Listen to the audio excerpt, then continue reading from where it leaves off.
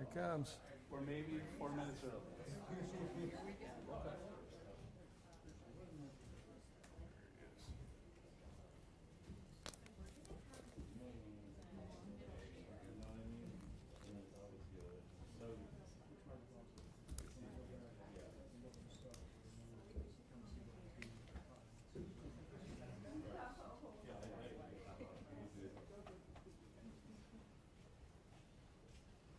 Bernie, we'll have you sit here, okay? All right. Middle seat. How's everyone doing? Doing good, bro. Good? Thank you. Okay, Stathis. All right. Good afternoon, everyone. Welcome to University Hospitals. My name is Stathis Antoniades. I serve as the president for Cleveland Medical Center. Cleveland Medical Center is our coordinated care academic medical center for our network of 21 hospitals serving Northeast Ohio. While we have patients from all over the country and beyond, we're very proud to be the hometown team and focusing on the care that our community needs every day. We're joined here today by Dr. Zoe Stewart Lewis, the James A. Shulak, MD, Endowed Director for University Hospitals Transplant Institute, and of course, Browns legend, Bernie Kosar. Bernie, it's been an honor to take care of you over the past few months. What I hope you realize is that the cutting edge, compassionate care, the attention to detail that you receive is the care that all of our patients receive here at University Hospitals. Our caregivers are at the heart and soul of this organization. We're very proud of what they do, and we're very proud for helping you get to where you are today. I'm going to pass it on to Dr. Stewart Lewis for her comments. Thanks, everyone. I've gotten to know Bernie very well for the last year and a half. He's been working with our transplant program a little bit longer than that, and we're very excited and proud that he chose to receive his care and his transplant ultimately with our team. We're incredibly proud, as Stathis noted, of our liver transplant program's outcomes. Like many patients, the road to transplant was filled with a lot of bumps and some false starts along the way that were really very much an emotional roller coaster, I think, for any patient. I think most in this room are aware that prior to the actual successful transplant done last week, we actually had admitted Bernie 2 different times for potential transplants. And unfortunately, for different reasons, those donor organs were not suitable to proceed with transplant. That happens to many of our patients, and it's really, really tough to make that emotional transition. So last weekend, we did ultimately receive a good organ offer for Bernie. Our team did go and recover the donor organ. We brought the organ back here and we placed it on machine perfusion, and it pumped overnight here at our center and ultimately went to the OR in the early morning and had a really uneventful, thankfully, transplant surgery. His surgery took about 5 hours for the actual operation, and he was one of our few patients who was able to have his breathing tube removed in the operating room at the conclusion, and I think most of you saw he's had a very smooth recovery since then. And we're excited he's going to be going home today in time for his birthday and Thanksgiving with his family. Wow, I can't tell you how excited I am and how professional these two are and the whole UH team. And the modesty that they're saying right there is just completely underselling their attention to detail, their compassionate care. And I hadn't planned on saying this, but how you had said your attention to detail, football taught you, and the good football coaches taught me and resonates in me, how you do little things is how you do all things. It's so imperative to win in a football game and win in life.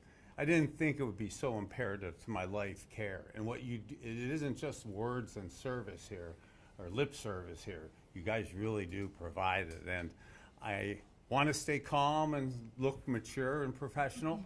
Amazing that I could feel this good and from that. But the care that you did, Dr. Zoe, and just artistic, and the way to be able to be this, feeling this good, this quick. And I don't want to get over amplified, and Dr. Zoe kind of alluded to it, but it's kind of been a rough 2-year process. And not to amplify a situation, but really the last 3 months in particular have been even more deteriorating. So to almost not be around here much over the last 90 days and to somewhat get close to the other side of things. In no way did I think I'd be sitting here on Thanksgiving week, Victory Monday for the Browns on a victory road win, but even more so, what a real victory it is for me, you know, to be able to come out on Thanksgiving week. I've never really been into my birthdays, but you know, my birthday tomorrow, I didn't really think I was going to be alive for my 62nd birthday. And here I am walking out of the hospital. Like if we don't do all this, I don't even have to tell you I had a liver transplant. And I could sit here and enunciate, articulate, communicate back when I was BSing through press conferences on game plans for guys. So that ability to be cognitively present and to be able to have that gift on Thanksgiving week with my birthday coming out, I just couldn't be any more blessed right now. And to see the outpouring of support, the fans, the messages, the prayers, heck, even this things with the GoFundMe, to see people now, like the cool Browns fans with these like $19 donations, heck, Ray Lewis, Canes for Life, Ray said he couldn't do 19, so he did $57 because he likes to, that was his number for sacking me and stuff. Those type of things are so humbling, and to see the people that really care and are there for you. But I wouldn't be able to be here without all that support, and that's really fueled me from within. So I can't thank everybody enough. And when I say on Thanksgiving week or Victory Monday or birthday week, you matter, God, do I really mean it this time. Thank you so much, everyone. You matter. Doctor, I'm sure you see a variety of patients on the need spectrum. Where was Bernie? Yeah, so liver disease is really a cruel disease. The way that the transplant system here works is patients are assigned a score called the MELD score, and it's calculated from some lab values. And the higher a patient's MELD score goes, the higher they are on the organ offer list. Unfortunately, we do see some patients like Bernie, many patients actually, where their MELD score, it's high, but not really quite high enough to always put them in contention for maybe the most common organ offers. And the patients become very underserved by that score. And that's the situation where he was in. I think people are aware he was in the hospital with life-threatening bleeding complications, needed 5-6 interventions that last sort of 8 to 9 days. And he still didn't necessarily have the highest MELD score, but he was incredibly sick. And he's spoken about this as well. For months now, he's been needing almost weekly what we call paracenteses, which is having removed fluid off of the abdomen. He was having 9-10 liters a week removed, and it's incredible. It takes an incredible toll on the patient, and it also makes them very severely malnourished. And we've all been, he's probably tired of hearing us all tell him to eat more and keep eating and keep pushing the calories. It's not that the patients aren't doing that, it's that their body can't hold on to that nutrition. What's next for him? Yeah. So he'll be on our kind of routine follow-up. So we see patients once a week for a couple visits, lots of blood testing. We take very close monitoring, so blood work twice a week typically to make sure we're having a tight hold on what's going on as he and the new organ get used to each other. But that's kind of a routine thing. And then the further and further out you get from the transplant, the less and less he has to see us. And the less You're stuck blood work. with me, though. Yeah. Were you pleased with the match from the donor with Bernie? Yeah, so liver matching, there's kind of two major things we need to look at. Blood type has to, of course, be compatible, and then size matching. Bernie was one of our patients where he's a tall guy, right? He's a big guy, so size becomes less of an issue. Sometimes for our smaller, more petite women who need a liver transplant, they can really struggle to find a liver that's suitable size from a deceased donor. And a lot of people often ask, well, can't you, if the liver was from a potential donor too large, could you just try to, reduce it, make it a little bit smaller, and then do the transplant? That doesn't really work in an acute transplant setting quite the same way. And so again, he was fortunate in that we didn't have too much concern about size for him. We knew pretty much any liver would be size compatible. It was really having that right blood type fit for him. Dr. Bernie's been one not to listen to coaches from time to time, but what's your advice to him as he walks out these doors? Well, I can only speak to how I've known him for the last 18 months as a patient, and he's been the ultimate in compliance as a patient. He's the model patient. I would love for every patient to be, just like Bernie. He really does, and take to heart the things that have been asked of him along the way, and he really is super, super compliant and really appreciative of this, new chance and the new gift. I don't know, he'll be embarrassed if I tell you this, but he had asked me on Saturday morning if he could do some stairs, as part of his rehab. When I came in and talked to him yesterday morning, he proudly announced that he had done 30 flights of stairs the day before. And I was like, we could perhaps pace a little bit slower into this. But that just, kind of tells you where he's at with things. And if I can say one thing to that is, she's being so modest, and I'm not trying to just stroke you, but she's a superstar. To do that type of surgery in 5 hours and to cavalierly say, with the Cavaliers here, that the ventilator was taken out and breathing on your own is one thing. But also then from a professional standpoint, she does coach me up as to right proper legal things to do. And that part sometimes John's correct. I am not overly sometimes coachable about or make mistakes. And one of the things that I'm cognizant of for you, because I'm so thankful for UH and what our family's done for me here, is that there's some rules in place for on the donor and how I'm allowed to talk about that. And the University Hospital is a little bit tied in terms of talking about that for 30 days, and I think I am a little bit too.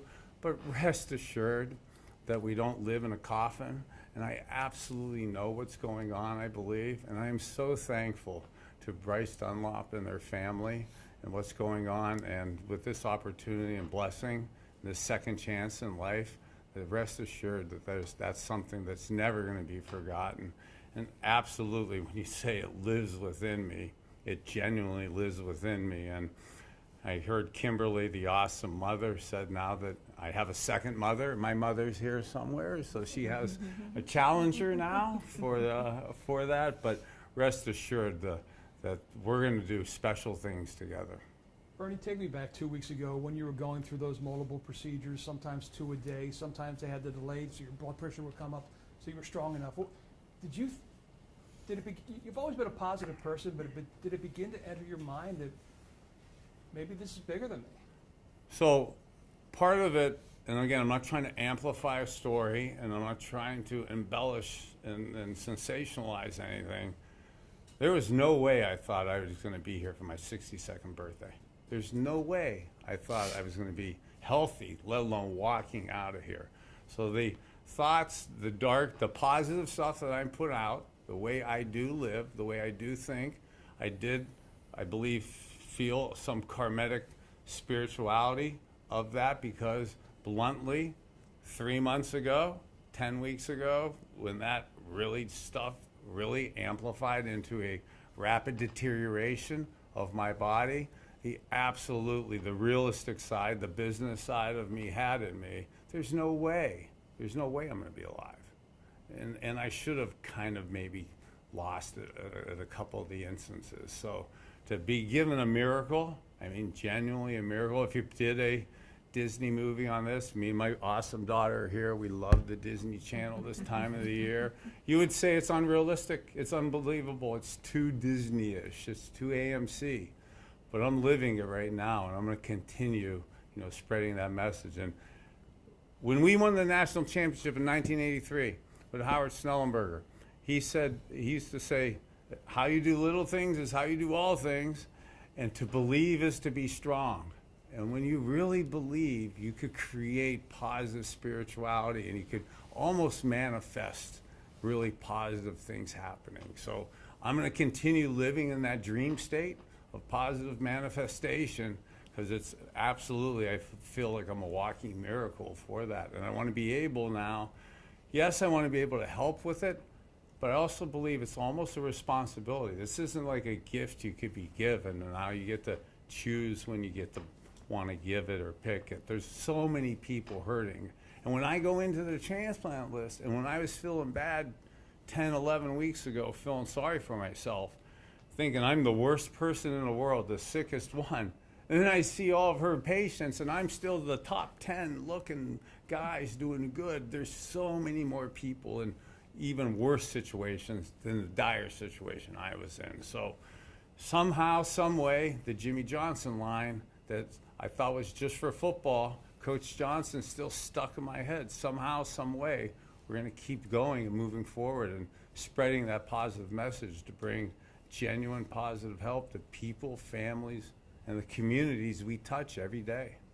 On that note, Doctor, when there are high-profile transplants, it does, I would imagine, increase interest in organ donation. What do you see something like this meaning for other potential transplant patients that are waiting? Do you see an influx of donors? Yeah, it'll be a little bit difficult to assess necessarily like the influx, but I definitely hope. I think any, successful transplant where you have somebody out there and living what a transformative what it means for the recipient. I only can hope, we all hope, that more people are going to recognize the need to be an organ donor, and that it really is, you're saving lives, saving many patients' lives, each organ donor. And you can't say that enough. So I think anything that can spread that word is huge. Yeah, and absolutely. I was that guy. I kind of heard Bryce was maybe that guy. When you go to get your license renewal and you get those line of questions, that tends to just be a standard question. In my past, sometimes I thought about it and, you say yes or no, but now, oh God, it's easy to say yes. And you get to see the ramifications and the possibilities that you could do for people. And Dr. Zoe used the word transformative. It's a transformative difference you could make in people's lives. So we have time for one more question, and then we got to. Bernie, you've been really transparent this entire time, kind of keeping everyone, the fans, kind of in the loop of what's been going on with you and your battle here. I mean, even just doing this today, a week after surgery, letting people know, why is that something that's so important to you? So I think part of it was, one, so many people are out there caring, praying, wanting to know what's going on. So it's almost impossible. Sorry, everybody. It's impossible to individually text and call and spend the time that everybody wants to spend with it. So part of it is informational, just so my friends, family, people, the fans could kind of hear, what's going on with it. And that was kind of part of it to start with. But then as it started gravitating and taking shape, and some of the stuff we're saying today, there's so many people now that are masking perfection. And we're all trying to claim that we're great. And the holidays are coming, and we want to have a utopian Disney experience holidays. In reality is probably none of us all have exactly that within our families and our personal lives. And there always are bumps and kinks in the road. And being able to show that whatever level we're at, we all have these bumps, kinks in the road that we got to address, and it's okay to not be perfect and to be able to show your vulnerable self. Now, then that's something maybe I did a little too much of, but really it was, I think, somewhat therapeutic for myself and very therapeutic, I think, for the people following, because it's almost now like there's people that are following this and they're living day to day as to how to get by with this. So it's almost a responsibility now to kind of keep people informed. And like I said, as I look at my number 19 here in front of us, the simple little things like a $19 wish to be part of our club like that. Ray Lewis with 57, like that. Those are kind of cool, significant things that you're able to really parlay into making people, be part of the process with it, and it's quite humbling. Thank you. Thanks, everyone. You matter. Thanks. Thank you.